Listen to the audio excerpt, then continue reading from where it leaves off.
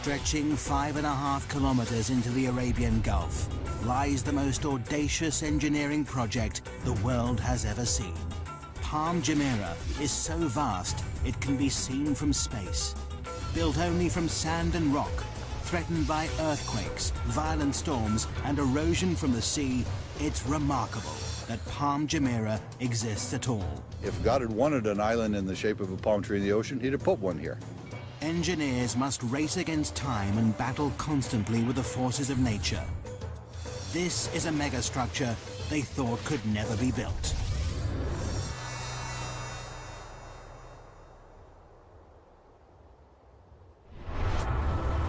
August 2001. The Arabian Gulf is a massive activity. Dubai is building one of the biggest man-made islands in the world. Engineers have a daunting task ahead of them because this is a construction like no other. All structures stand in defiance of nature. Most are built from concrete and steel, materials that are artificially strengthened. But this massive island is being constructed out at sea, using only natural materials, sand and rock.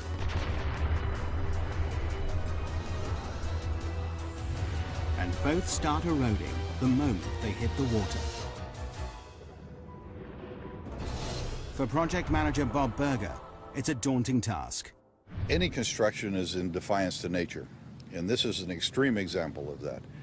Every day, we're trying to prevent the destruction of what we built. The Middle East, Dubai, the jewel of the Arab world. A kingdom built on the profits of its oil reserves.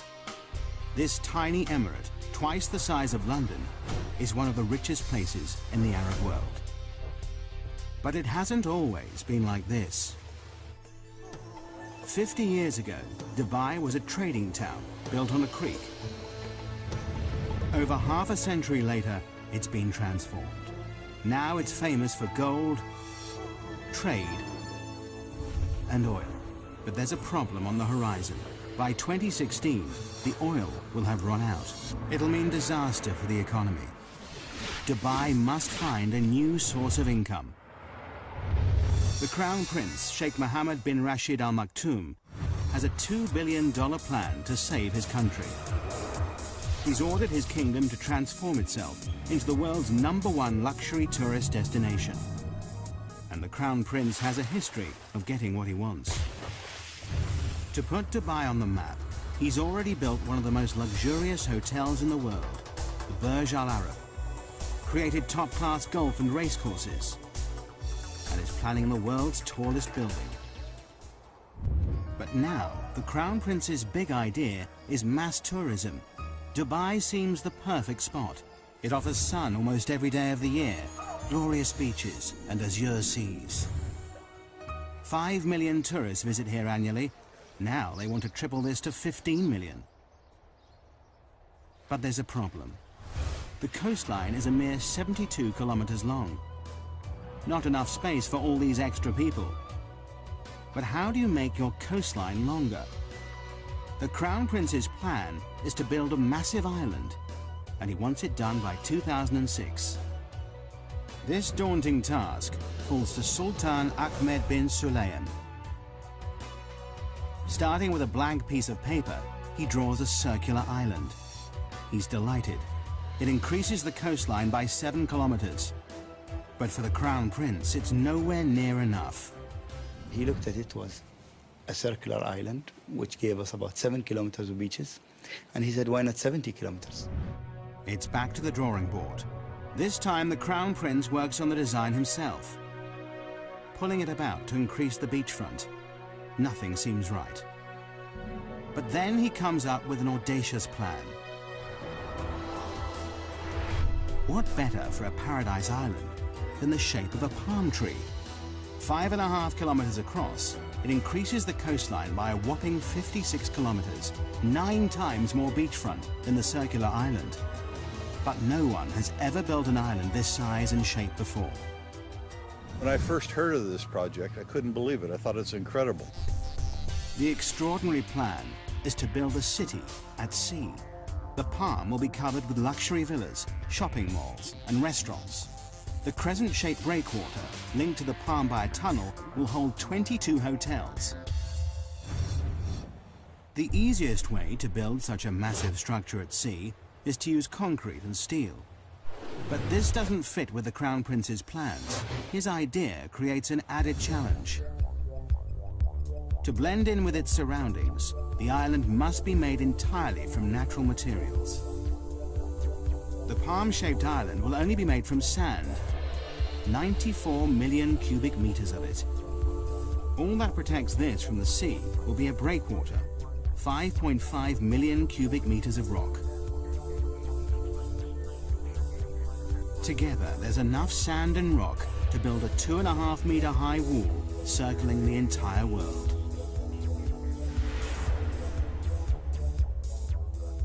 This may be the only place in the world where something like this could be done, to have the vision and then the courage to carry it through. To make this audacious plan a reality, Dubai needs the best engineers on the planet. A worldwide search leads to Northern Europe and Holland. Experts in land reclamation, the Dutch have increased Holland's landmass by 35%. The Dutch team are immediately booked for the job. The first thing they must prove is that it's possible to build an island out in the Arabian Gulf and that it'll stay there. They know the only way to keep the island in position is to surround it by a breakwater. But just how big does this sea defense need to be? To find out, researchers must calculate the strength of Dubai's storms, the height of the waves and tidal surges, and what effect global warming will have in raising the sea level.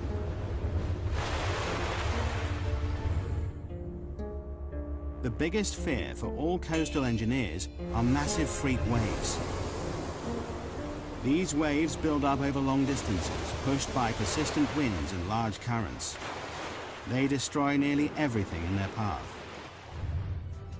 But the island builders are lucky. The research team has worked out that the Arabian Gulf is the perfect place to build this megastructure. On average, the Gulf is only 30 meters deep, and it's only 160 kilometers wide. It's too short and too shallow for catastrophic waves to build up. But the team know they will get Shamal storms. Every winter, these intense northerly storms bring high winds and 2-meter waves that will batter the structure. Researchers must also factor in the worst-case scenario, the storm that hits once in 100 years.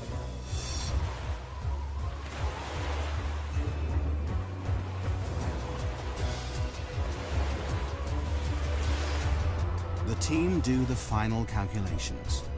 To protect this fragile island, the breakwater must be at least 3 meters high above the waves and 11.5 kilometers long.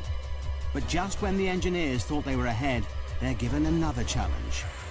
The developers in charge of this megastructure want to start construction immediately, before the research is complete.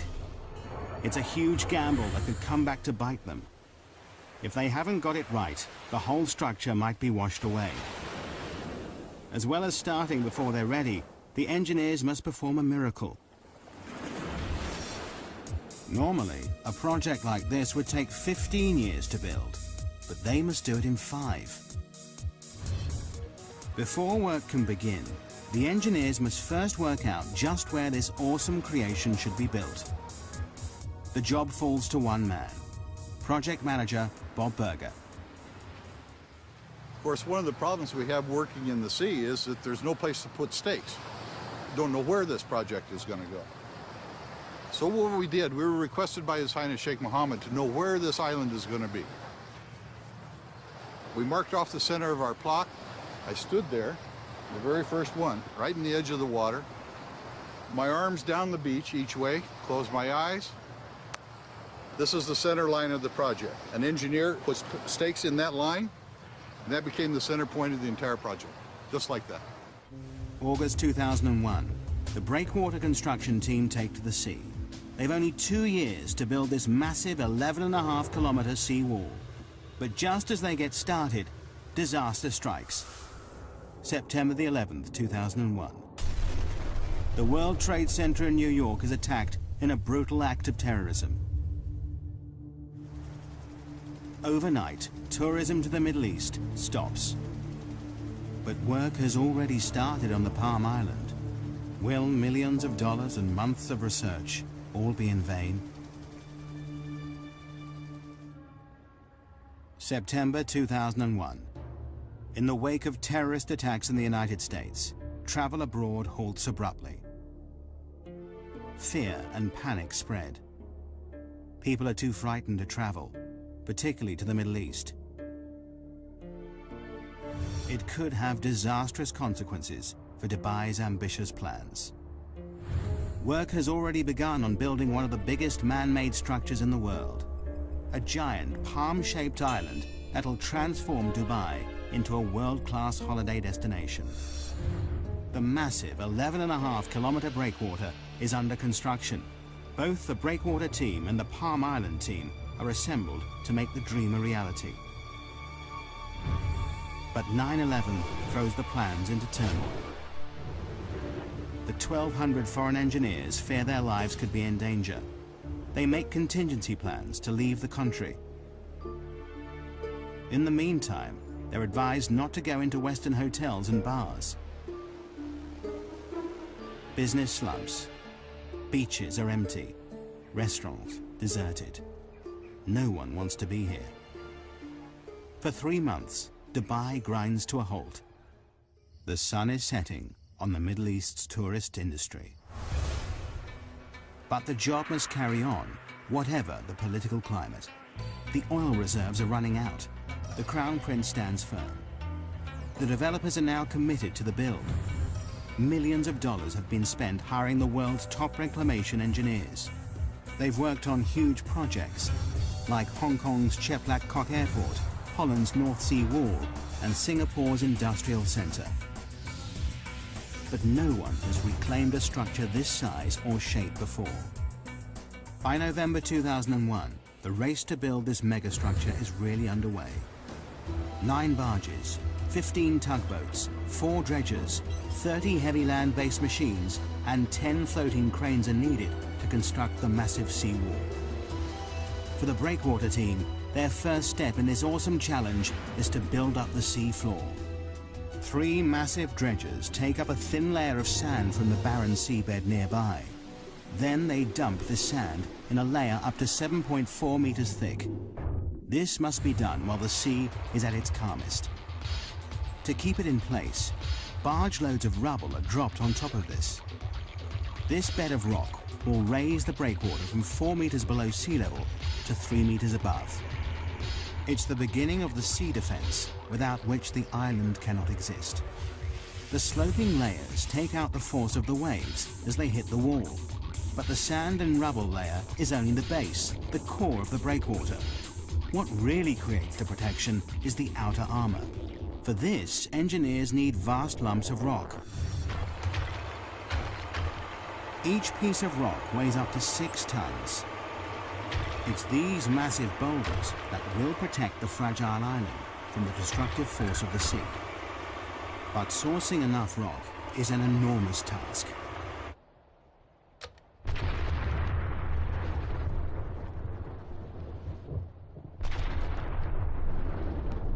Excavation teams spring into action in 16 quarries across the United Arab Emirates. The 11.5-kilometer breakwater needs a lot of rock. 5.5 million cubic meters of the stuff, enough to build 2 Egyptian pyramids.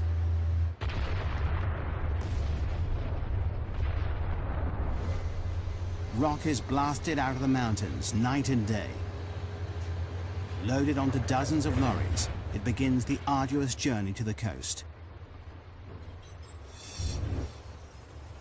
Here, the rocks are immediately piled onto barges and shipped straight to the construction site. It takes less than 24 hours for each rock to travel from quarry to breakwater. 24/7, this floating conveyor belt delivers up to 40,000 tons of rock per day, nearly the same weight as 2 aircraft carriers.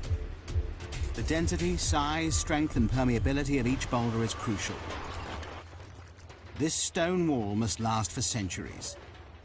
There's no concrete or steel holding these rocks in place. These vast boulders are not just dumped in position, Graded by size and weight, it's the sheer volume that keeps them here. Positioned by cranes, each rock must interlock with the next to withstand the full force of the sea. Constant checks are needed to ensure the breakwater is in the right place and the rocks are stable. The only sure way to do this is to send in divers to pinpoint and check every meter of it. Nothing about this megastructure is left to chance. Any movement could cause the rock to crack and the wall to disintegrate, leaving the whole project vulnerable. A detailed study of the breakwater rocks below the water is noted. Divers are looking for signs of fatigue on these 6-ton boulders. Their fear is that some will have splintered or been knocked out of place by strong waves when they were put here. Every 27 meters, a diver surfaces to record the location of the rocks they're checking. The reading is taken from a man based on land, but so far this section of the breakwater stands firm. January 2002.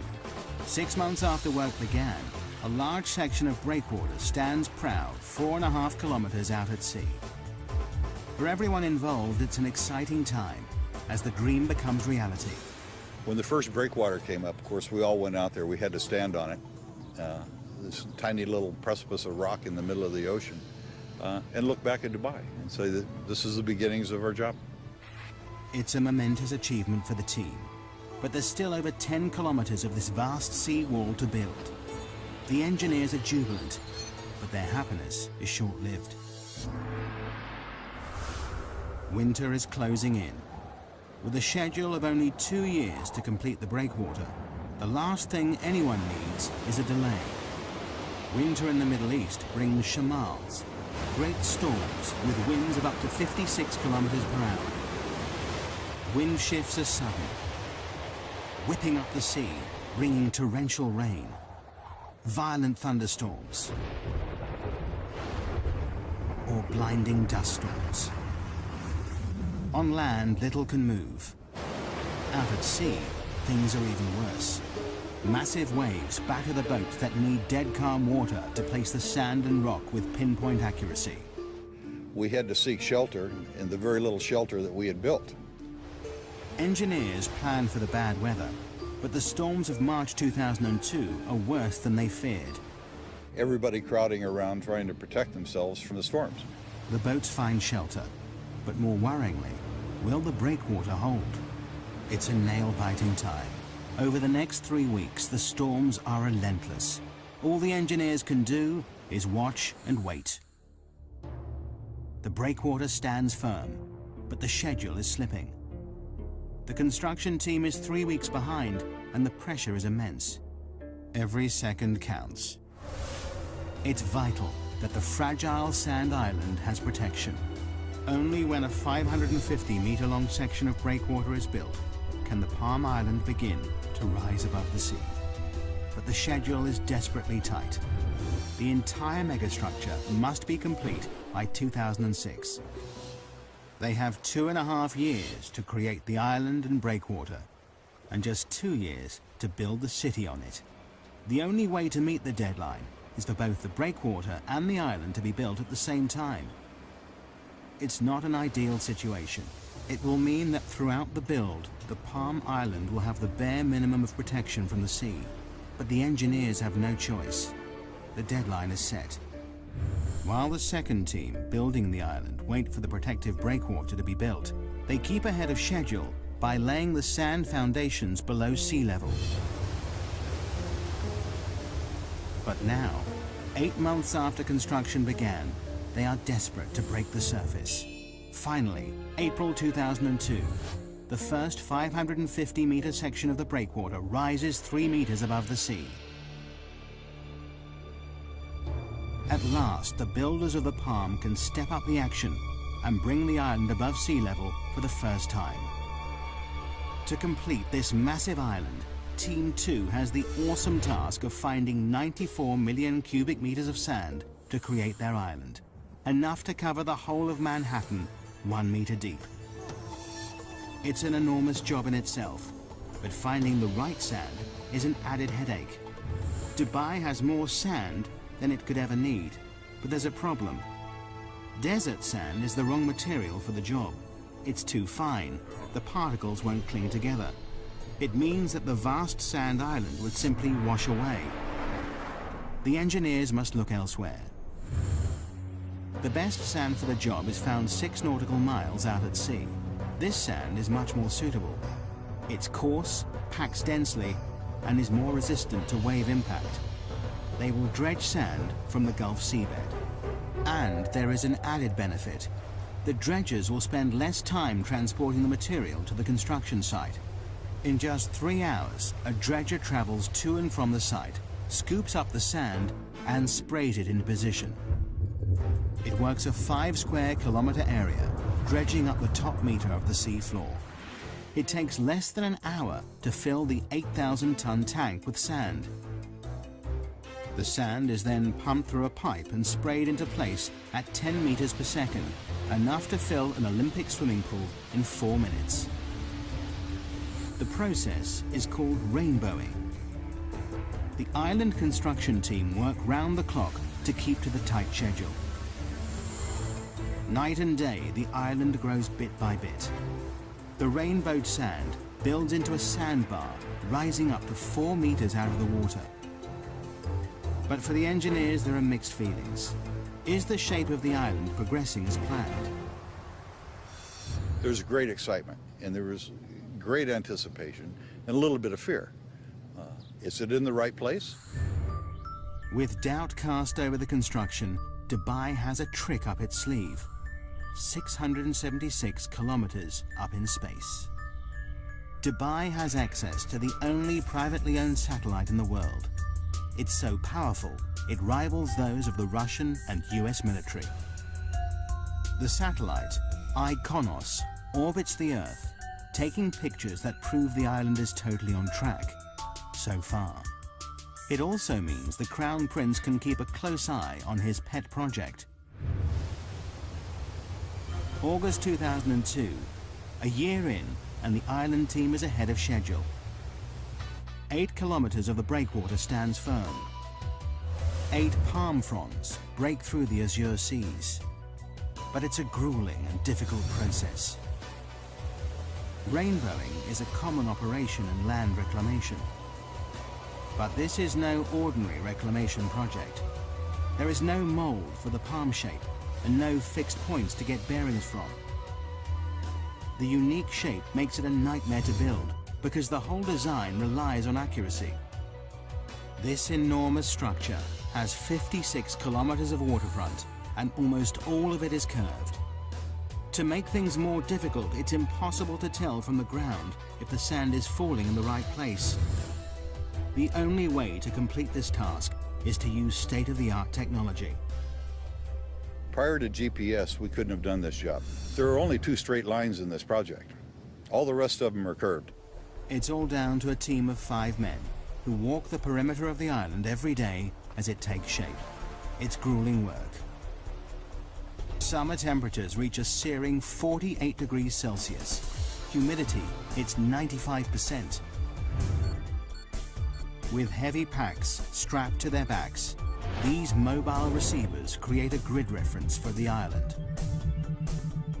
Receiving signals from space and a fixed position on land, the height and position of the sandbars is recorded.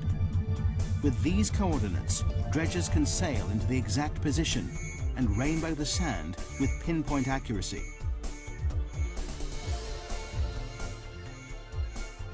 Only by using state-of-the-art GPS technology can this awesome megastructure take shape.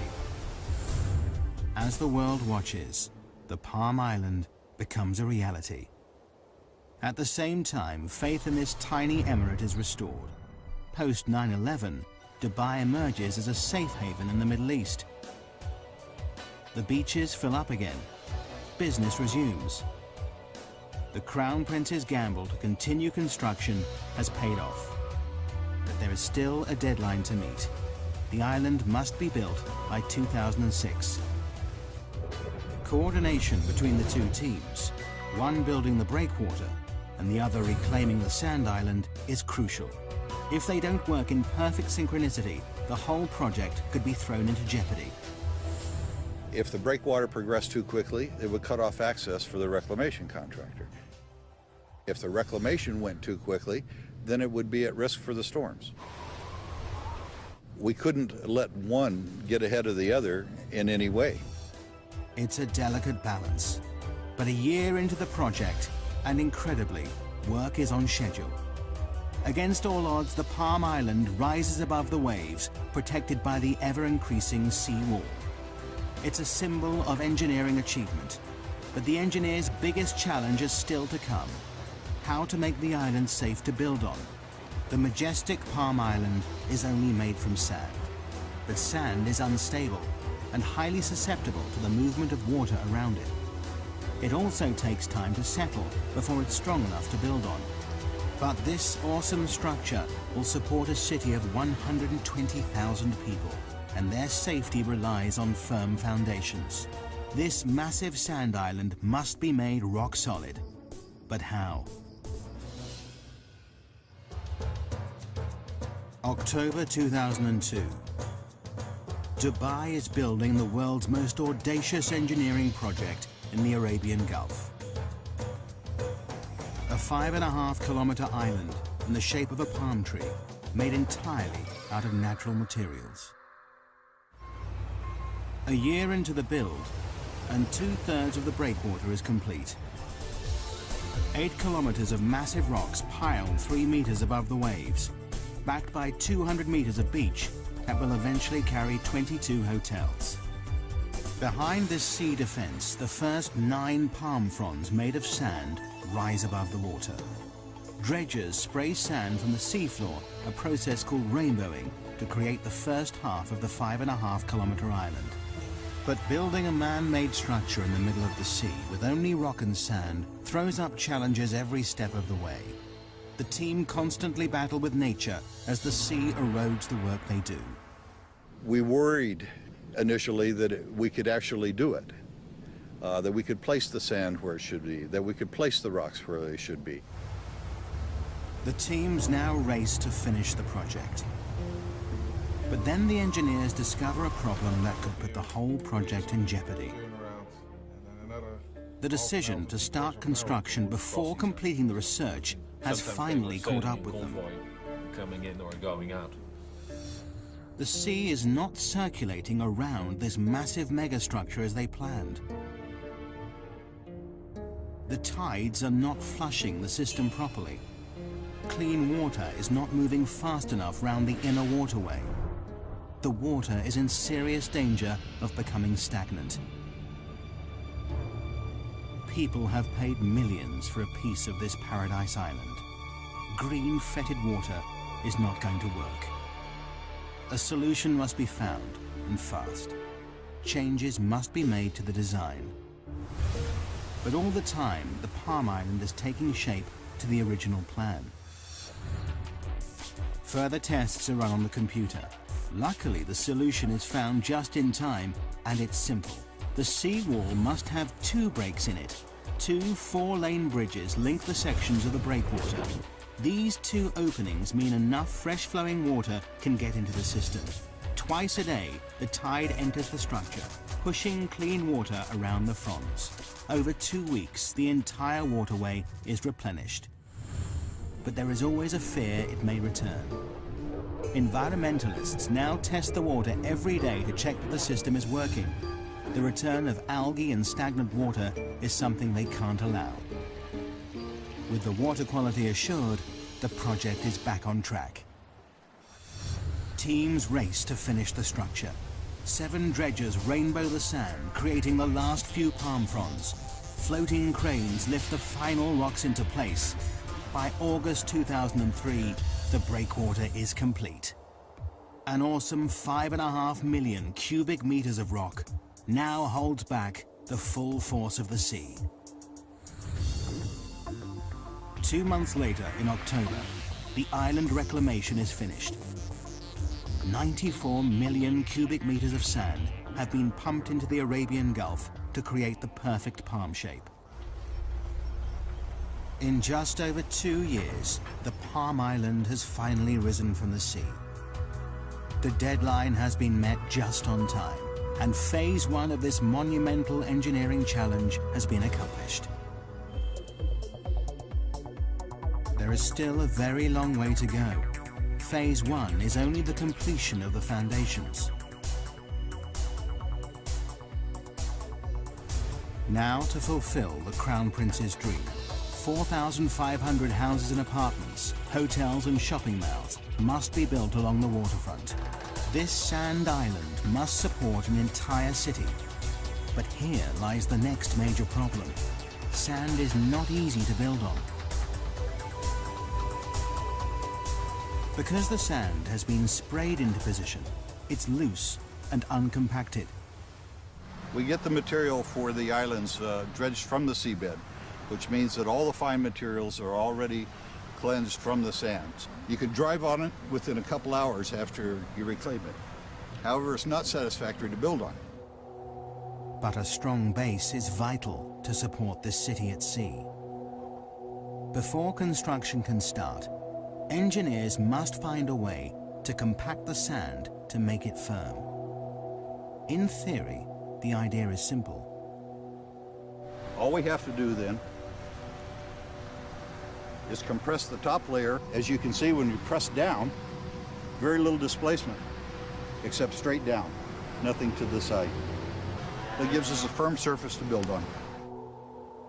But in reality, the engineers are working with an area spread over 5 square kilometers.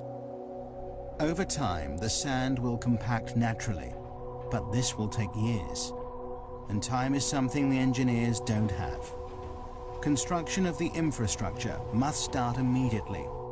As if the schedule wasn't pressure enough, there is another, more important reason why the foundations of the city must be made extra strong. Dubai sits just on the edge of a major earthquake zone. Bam, Iran, north of the Arabian Gulf. 5:26 a.m., 26th of December 2003. The town is hit by a quake measuring a massive 6.6 on the Richter scale. In minutes, 60% of the buildings are leveled. 43,000 are dead, 20,000 injured, and 60,000 are homeless. Following this, multiple quakes hit Dubai 480 kilometers across the Arabian Gulf. It's a wake-up call to the Palm Island project. If the epicenter hit Dubai, it could spell disaster. Should an earthquake come through the area, the sand might lose its cohesiveness down deep. The reclamation process piles sand one grain upon another. If we put the ocean around it, you see the island. However, the lateral forces of an earthquake can make the island disappear. This terrifying phenomenon is called liquefaction. It happens when a quake shakes the Earth's surface, causing sand particles to move. As the sand compacts, it pushes the water between the particles upwards, making the ground liquefy. It means the island would sink back into the sea. This was terrifyingly evident in Kobe, Japan. In 1995, an earthquake measuring 7.2 on the Richter scale rocks the city. In seconds, the buildings are reduced to rubble. But in the harbor, events are very different. The force of the quake liquefies the reclaimed land the port is built on. Harbor buildings and walls literally sink into the sea, causing nearly $7 billion of damage. It's something they can't risk in Dubai. Before any houses can be built, Palm Jumeirah must be made strong enough to prevent it from liquefaction. The team work out they need to compact a layer of sand 12 meters deep, too deep to compact by normal road roller. The only solution is a process called vibrocompaction. January 2004. 15 machines work around the clock to firm up the land. Probes drill over 200,000 holes into the ground across the surface of the island, High-pressure water and air drives each probe deep into the Earth. This shaft then vibrates, shaking the ground around it. The Earth is compacted. It's a tried and tested formula. As the sand compacts and sinks, more sand is poured in until the area around the probes is rock solid. It takes the team 8 months to stabilize the 17 palm fronds, but it has to be done to ensure the safety of 120,000 people who will live and work here. March 2004, 2.5 years into the project, and Palm Jumeirah is ready to become a building site. Now thousands of trucks and cranes, tons of supplies, and 2,000 laborers descend on the island. This is the most complicated part of the project, the installation of the infrastructure, gas pipes, electricity cables, water supply, and buildings. In 2 years, they must build an entire city at sea. But have the developers set themselves a near impossible target?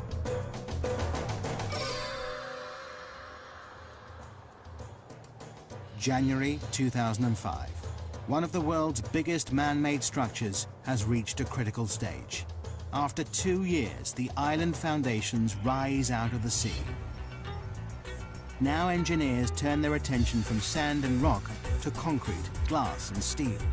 They're building an entire city out at sea in just 2 years.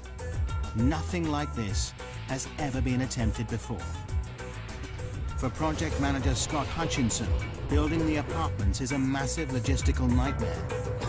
I've probably worked on 3 or 4 other billion-dollar projects before, but this is without a doubt the biggest and the most complex that I've ever seen. And I can't imagine other projects being any more complex than this. 850 buses ferry the 40,000-strong Asian workforce on and off the island in 2 12-hour shifts. They'll work in grueling temperatures of up to 48 degrees Celsius. As well as thousands of people, millions of tons of concrete and steel are shipped in from around the world and driven onto the Palm. 51 different contractors build houses, roads, canals, shopping centers, sewage plants, and each part of the jigsaw must meet the next perfectly. To stay on schedule, all the materials must arrive on site exactly on time, and they will go to any lengths if they don't. If material isn't showing up from overseas, you put somebody on a plane and fly the guy out there to get it done. You don't wait, you don't sort of react, you just get out there and try and be proactive, because otherwise a job this size never gets done. Supply is not the only problem. Installation of the utilities and pipelines is a massive headache. Miles and miles of gas and water pipelines need to be laid across many different parts of the construction site. Munir Haidar, head of the technical team, knows that on a job this size, a good plan is vital. It's not that there is no plan, there is a plan, but you have to monitor and adjust this plan on a daily basis because it changes every day. Since the island's launch in 2001, it's changed beyond recognition. Originally, Palm Jumeirah was designed to house and service 60,000 people. But by 2004, developers realized the public loved the idea so much, they doubled the capacity.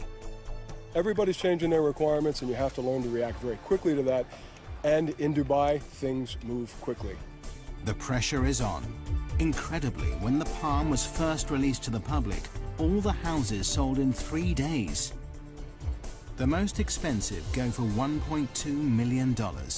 David Beckham and the England football team are amongst the owners. Now, 3 years on, the residents want to move in.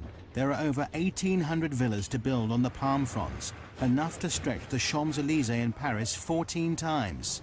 The delivery date looms nearer, and many of the houses are still at ground level.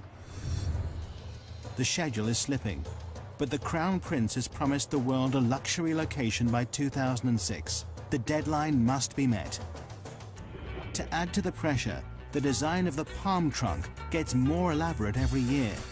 This 1.6-kilometer stretch will carry at least 8,000 villa and apartment complexes, 220 shopping malls and restaurants, and the developers are still threatening more.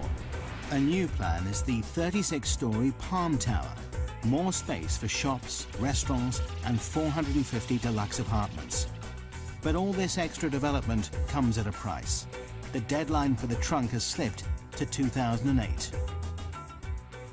Well, I guess one of the best parts about it is that when you get frustrated of all the challenges and the paperwork and the meetings and everything that goes with building a project like this, you come outside, you see the sunset, you see the sea, and you really realize not only is it an amazing project, but it's an amazing setting. But this awesome setting creates hidden problems for the engineers. With Phase 1 complete, the island reclaimed, the Palm now faces its biggest enemy, the environment.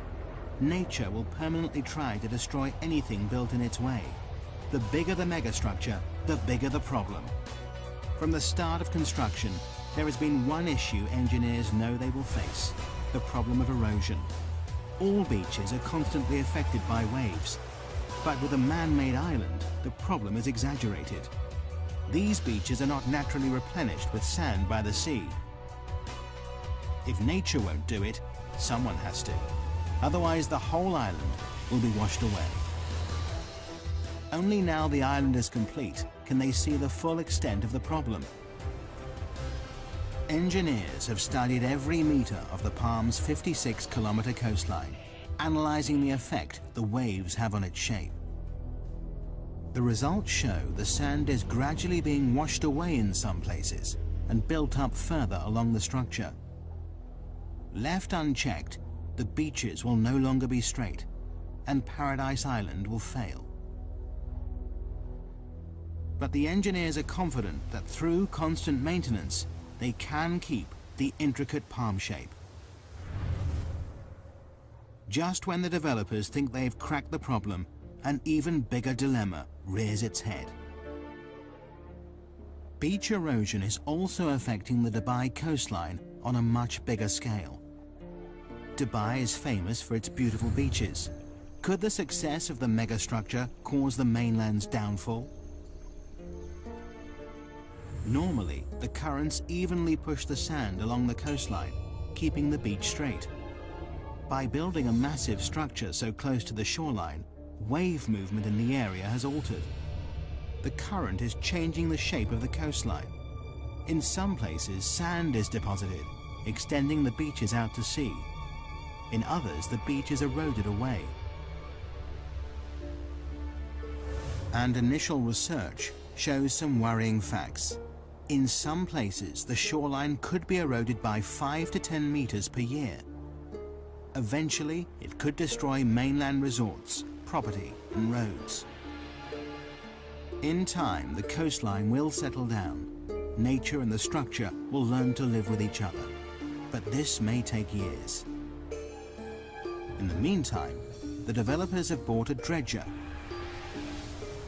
This will suck up the sand where it is built up along the coast and deposit it in the areas suffering from erosion, returning the coastline to its original shape. Dubai's beaches are safe, for now. The engineers are constantly working out how to tame nature's forces. The erosion problem is under control. But the threat to the project doesn't just come from the surface of the sea. They now face a new dilemma beneath the waves. How has this awesome megastructure impacted on the ecology of the area?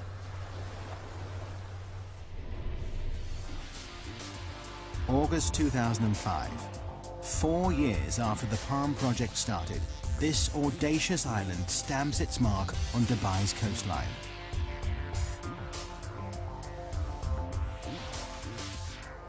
This was the first step, a big step, in putting Dubai on the map.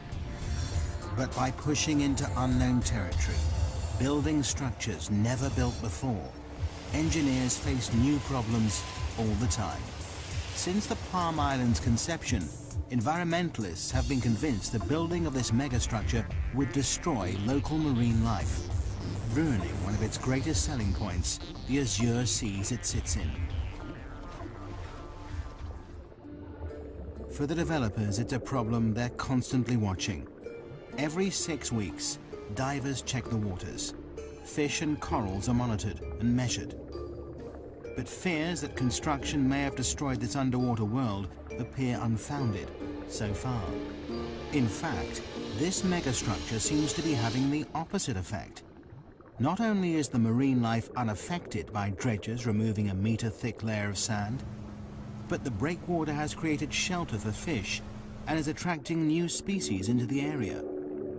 Now the palm developers are turning this to their advantage. They plan to build the largest artificial reef in the world. In June 2004, 2 jet fighter planes were dropped to the seafloor for people to dive on. There are even plans to sink a red London double-decker bus. In true Dubai style, they'll create something from nothing to rival the reefs of Australia, the Red Sea, and the Maldives. Even before the palm is finished, the Crown Prince is inspired by its success.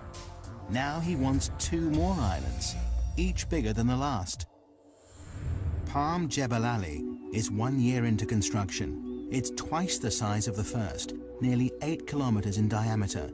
This is designed to be a tranquil island with 29 luxury hotels and an inner ring of water homes that spell out an Arabic poem scribed by the Crown Prince himself.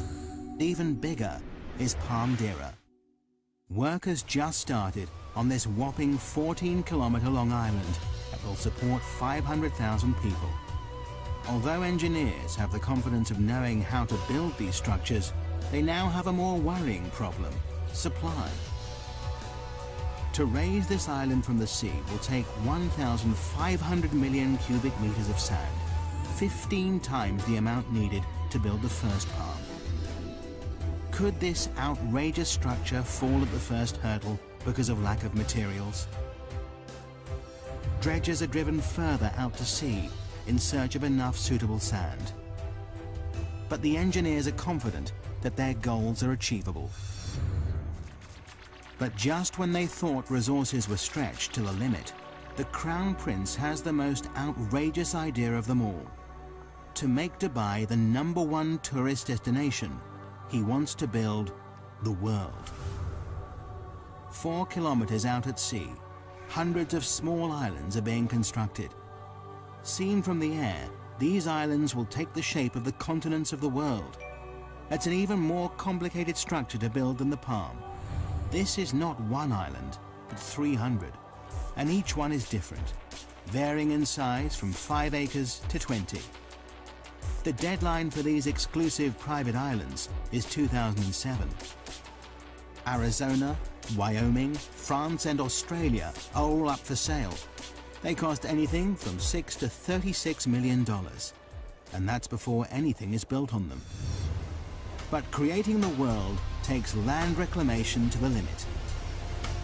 This archipelago of sandbars covers an area almost 7 kilometers by 9. Each island has to be built in exactly the right position to create the global look from space. Any mistake, and the whole design will be ruined. The Palm Island put Dubai on the map. Now the world puts the map on Dubai. But have the developers gone too far?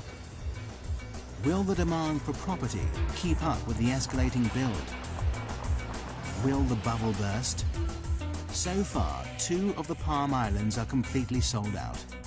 A third of the world has been snapped up. But this still leaves a lot up for sale. But the developers are confident they see no end to the demand.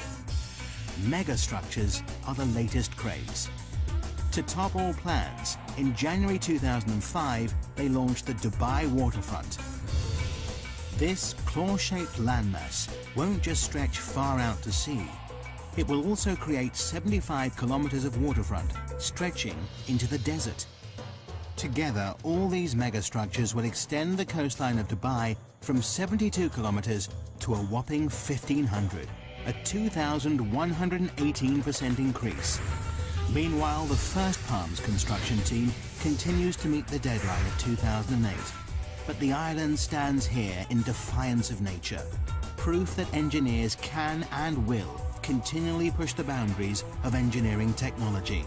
The Palm Island is truly an awesome megastructure.